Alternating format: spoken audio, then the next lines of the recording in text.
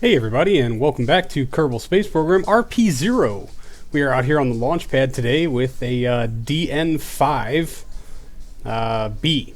Yes, or DN5 Heavy. This is a new iteration of the DN series. As you can see, the Artemis tapping it off at the top, but all the big changes are down here on the bottom. We've gone down from 4 boosters to 2 boosters, but the engine count is up 2 from 12 to 14 E1 engines. We are now at 5 J2S's on the core stage, all of which, except for one, that one will get fired up just a little later because testing proved that it was better. Anyway, we have a couple of contracts in which we're hoping to make a cool $500,000. And actually, there's our inclination. If you can't tell already, we are lining up with the moon. So we're going back there to do some science and do some other things. Let's get our ignition sequence rolling. And we're lit. Let's get the clamps off. Excellent. Yeah, it's nice and slow off the pad. I'm actually just going to go ahead and light up that 5th J2S. I know the ISP for it right now is kind of terrible, but as a demonstration of such, I will bring up the information on one of these engines. So it went from 200 to 208 already, and we're only at about 300 meters, and this way we can kind of watch that specific impulse climb as we gain in altitude. So other changes that have been made to this rocket is there's been an extension of the B upper stage into the heavy upper stage. It is still a single J2 engine, but has a longer runtime and more deliverable Delta V, which is absolutely necessary for this mission that we're undertaking, which many of you may have guessed already, but I'm not going to officially spoil it until a little bit later. So that's pretty much all the new stuff I want to talk about right now, so I'm just going to go ahead and try to sail this big mamma jamma all the way to orbit, and I will pick all of you up then. See you in a few.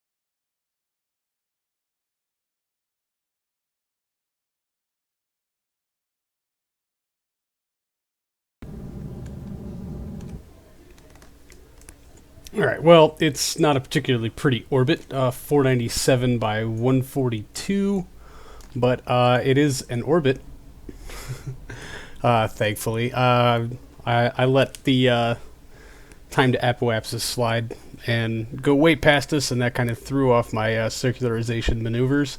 But we are in orbit, and our fuel margin is still within tolerance, so I think we're doing pretty well. So we're going to go ahead and start to plan our maneuver here for the moon. It looks like we can depart right at our ascending node, which is nice. Maybe we can work out a little bit of this inclination. We're at 0.26 degree. So, oh yeah, look at that. Alright, so focus view. Oh, that's a very nice collision course. Let's see if we can't just knock a few meters per second off of that. Yeah, come on. Alright, use the mouse wheel. Well, too much. Too much mouse wheel. Alright, and we want to come in nice and low, not subterranean, although I guess we'll go ahead and shoot for that. And I don't know, how equatorial can we make it? I don't know if that's helping or not. Yeah, let me just line this up, or not, whatever.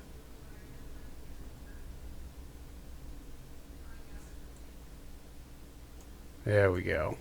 That's what I'm looking for. Total node 3152.6 meters per second. We got 3533 left in the tank. I'd say we're in some pretty good shape, honestly. So let's see how much it takes to get us pointing towards the node. Ooh, no, not jettison. We're going to go ahead and unlock the RCS jets here on the Artemis. We can afford to use some of this fuel. I'm still thinking that we've got a whole lot. I love how much that number jumps around when the RCS is firing. It goes up, it goes down, whatever. It's not going to go below 3,100, so I think we're okay. Although it did look like it said 3,300 there for a second. Always a little worrying. And our crew today, Yegor has the stick. He's accompanied by Nina and John Oliver, retired comedian. So he's... this is nothing new for Yegor. He's gone to the moon. He's landed on the moon before. I think John and Nina, this is going to be their... Man, I forgot already who was on the last Artemis flight to orbit the moon. I think Nina was there. I don't remember if John went with him or not. I mean, like, I should maybe keep track of these things. But anyway, we're hoping to rank up some of our other crew besides our pilots at this point. Because really, there's only so much you can do here in low Earth orbit or even high Earth orbit. So, alright, well, about 30 minutes or so to the node. So hopefully I won't go flying right past it. It says the burn's going to take 7 minutes and 30 seconds. We're going to see if we can't inch that down by just a bit by using our RCS system. Being all innovative and whatnot. Alright.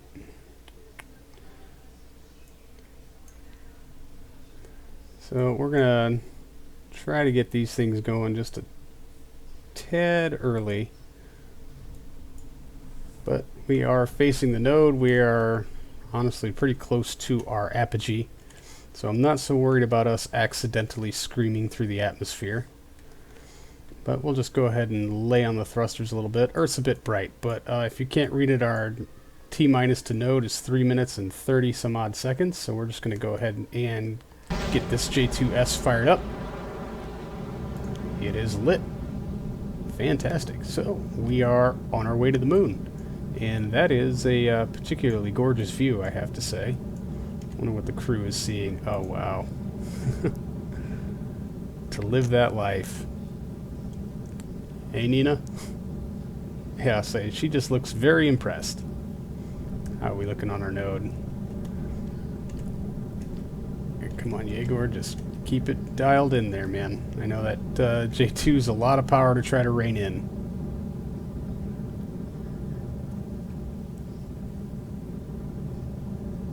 Well, somebody shined his shoes today.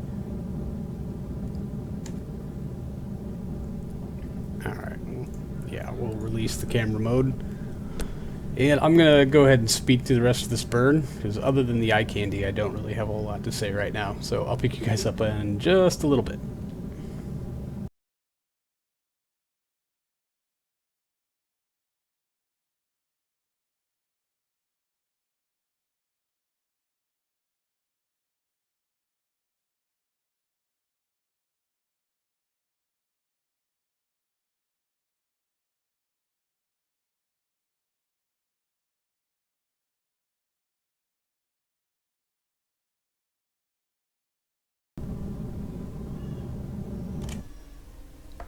Oh, turning the RCS system off because I'm just super happy with this. We actually got a collision course, which is awesome for jettisoning our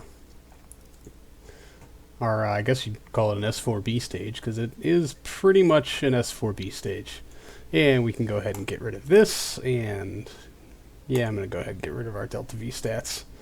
So, I guess now we can go ahead and talk about what we're actually doing here, for those of you who haven't been able to figure it out so far. I need to pull these fairings out from the stage and bring them all the way down here. I'm going to go ahead and, well, I think I want to check something before we get to fire up. Yeah, now you know. So, I forgot where I put the core for this stage. It should be right around in here somewhere, I thought. Yeah, well, there you can see what we're doing. Just so you know. There it is. We're going to go land on the moon. Ah, bingo. Core, electric charge. That needs to be topped off. So we're just going to fill it from here. It only takes 1080 so that it can have independent connection. You know how bad I am at docking things, so it helps to be able to tilt the S4B stage with the lander attached to it towards the Artemis. So, you know, it helps just to top that off. Awesome. All right, now that that's done, and I can put you away, let's go ahead and fire these fairings off. And there's the reveal! Yay! I probably can't activate that antenna, but from Artemis, we will just start to pull ourselves away a little bit and set as target. And I'm not going to make you sit through yet another one of my horrible docking maneuvers, because reasons. You just don't want to be very honest. Hopefully it won't take me too terribly long, but we shall see. Maybe I'll get it done in just a couple of seconds, although that would be unique, wouldn't it? Oh, jeez.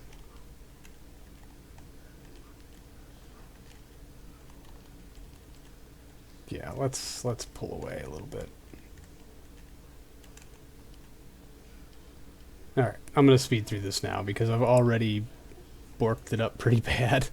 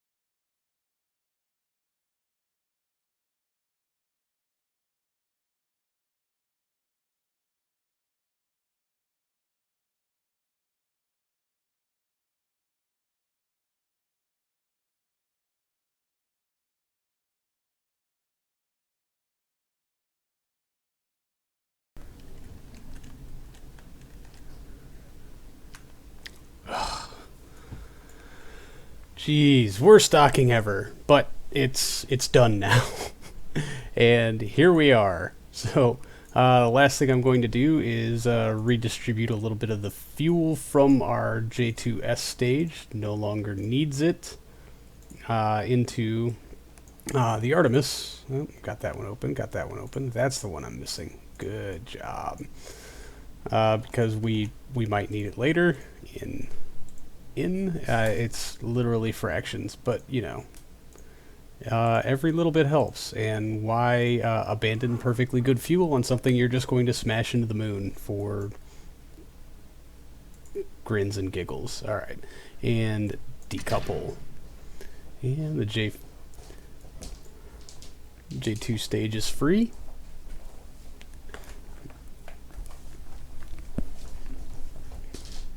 So, yeah, let's check our map.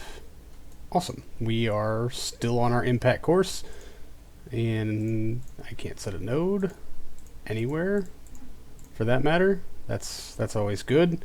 I'm going to need to do that because we need to have a very specific inclination and altitude come time to hit the moon. So we will get our lander into its deployed position and start to activate some of its goodies, like antennas. We can set that for Earth. Okay, and activate short-range comms also. So yeah, this is a new lander also.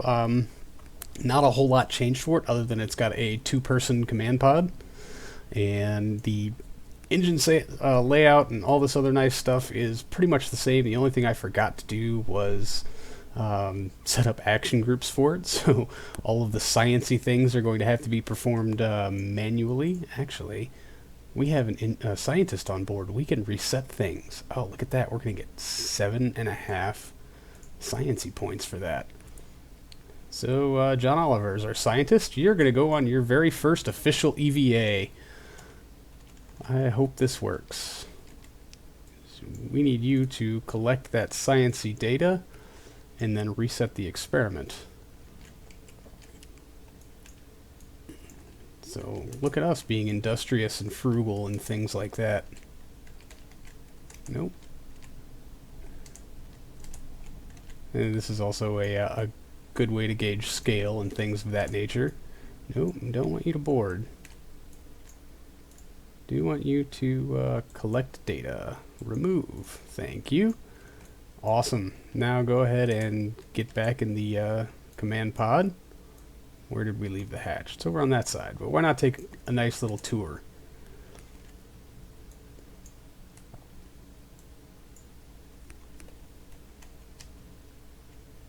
Whoa. Okay, that was not the right button to hit, but alright then.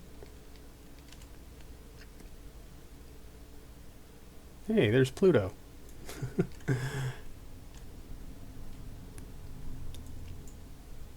Yeah, guide him very carefully towards the hatch. Please don't break things or scrape paint. We might need that paint later, but you know, if you could get in the door, that'd be nice. No? What? This is oh. There. That does help. Doesn't it? When you can see your things happening. Alright. And let's just check our power draw. See if we need to deploy our backup panels. Electric charge. We are charging, and we're charging quite well. That's fantastic. We have these reserve panels here just in case. We also have panels on the lander just in case. So that's all of those things. So let me take a quick save just in case. Because this is, man, risking 3 Kerbals for something like this and risking splattering 2 of them across the surface of the moon is not an idea I'm exactly comfortable with. But let's go ahead and get ourselves out to the moon. I guess I should focus my viewpoints here. Yeah, it says our inclination is 28.481 degrees. I'm assuming that's relative to Earth. I think our contract specifies between 20 and 40 degrees is what we need to do to, well, yeah. Between 20 and 40 degrees. So that's what we need to iron out before we actually get in orbit of the moon. Hopefully. Because the further out we can make these adjustments, the better off we will be. Alright, there we are. What is our relative inclination currently? 30 degrees. So, I'm going to bring up a Mech Jeb window. Maneuver planner. And a change inclination, new inclination. Where does it say 25 degrees? Create node? No, not gonna create that node. Oh yeah, 3,152 meters per second. Get bent. It says we're currently at 30 degrees. That shouldn't be too much of a correction, provided of course that it's accurate. Create node. 524 meters per second. Although, where is that node happening? Way out there, yeah. Remove all nodes. We're just, we're not going to deal with that currently. Higher over the moon's major craters. Add maneuver. We need to not slam into the moon. How about them apples? Nope. Fine. I'll get this right at some point. I did not want to set a target. Add maneuver.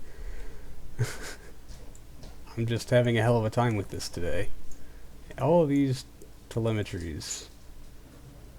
It's a bit more work than I thought it was going to be. At 114. Like to come in at about 100 kilometers and then circularize at it. 97.998. That's not bad. Basically, we need to be above 30, but below 275, I think. So, there is our first node. Let's make sure we're controlling from the correct place. And actually, yeah, I can... Ooh, we used all of our MMH there. Oops. And this tank here is still locked in case... Oh, I put the Delta V stats away. That's our get home free fuel. Just for reference. So if our Delta V numbers seem way off or horrible, etc., that would be why. Alright, so we are facing in the correct direction. I should have left the engine information up. Very stable. Ignition. Yeah, and the first light of our service propulsion system went pretty well, although steering is a bit of an issue here. That's fine. Alright, I just need to watch our periapsis grow. I don't really need to be paying attention to the node itself, although this burn should not take nearly this much time, because that's a little further down the timeline. Maybe we'll miss it by a couple of meters per second. Here's hoping. Oh, wow, way overshot. Okay. 160, that's fine, but I did increase our inclination to 31, which is between 20 and 40. Well, let's just double check. Yes. Boom, we got that check mark. So we just got to get our apoapsis down below 275. They're going to need to stay in orbit for 2 days before... actually, I wonder if it'll reset if we send some crew down to the lander. So maybe we should do the 2 days part after we pull off a successful landing? Possibly before? Who knows? Alright, there's our burn to go into orbit. That is 788.4 meters per second. We've got 1133 left in the tank. So, by all accounts, our margins are looking pretty good. Tuck that away because it's getting in the way of stuff. Saturn. And moons of Saturn. Soon. Yeah, we're like 2 years away from the stop one and the other Saturn missions getting to their location. It's been a very long wait. Alright, 18 hours to burn. Until the burn. Well, I guess we would have 18 hours to burn. Good enough. So let's just get in here on the time warp and make this orbital insertion. Ooh, pretty. Okay, don't overshoot.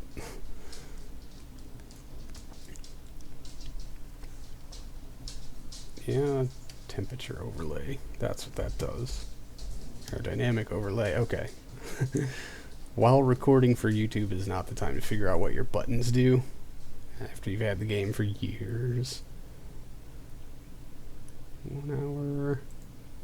Alright, I'm coming into the 40 some odd minute range. It says this burn's going to take 8 minutes. That seems way low to me. I could be wrong. Last time I was at the moon I was using an AJ-10 as a primary engine, not the service propulsion system. So I'd say that engine is rated at like 90 some odd kilonewtons. So I guess that makes sense. These orbital insertion burns before with my last lunar landers always took like 10 minutes. It was horrible. Alright, a little more time warp. A little more? Yeah, a little more. We want to get to almost exactly the 4-minute mark. 9, 8, 7...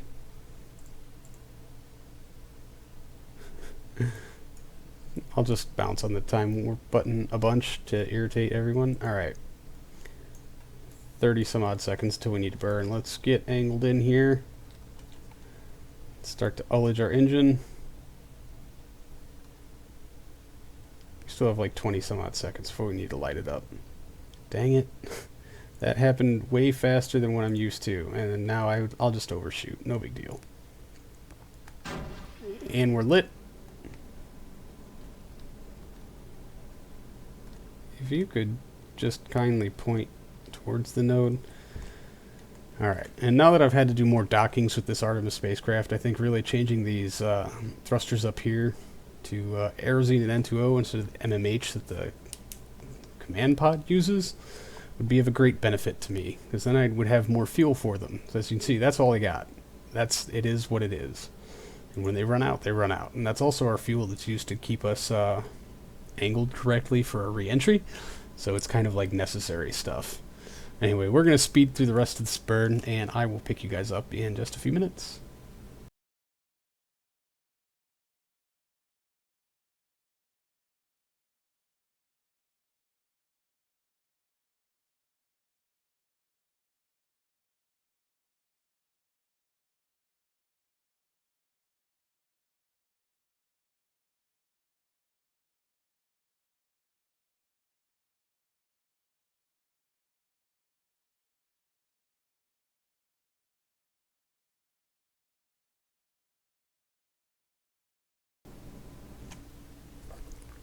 Alright, well, that node didn't really go as planned. I was a little late to fire the engine, I guess, but we're in 268 by 59.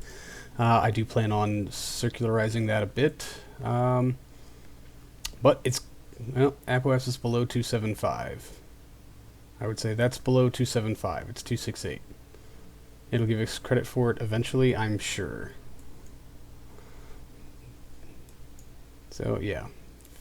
50, 268. Whatever works for you, man. Alright. So, I'm going to work on circularizing it and getting this orbit corrected. 325 meters per second left in our at moon fuel, and then we've got this tank here. How much do we have if we unlock it? 819. Well, that's also with the lander attached. We won't be going home with the lander attached. I need to keep that in mind. We will not have the lander. These figures are not accurate. It's okay. I've done this before. I can do this again. Oh, John Oliver forgot to reset that experiment. Dude, come on. Right, so I've got a couple of things that I'm going to take care of off camera. That's going to do it for this episode, everybody. Thank you so much for hanging out. I do appreciate it, and I will see all of you next time. So until then, see you later.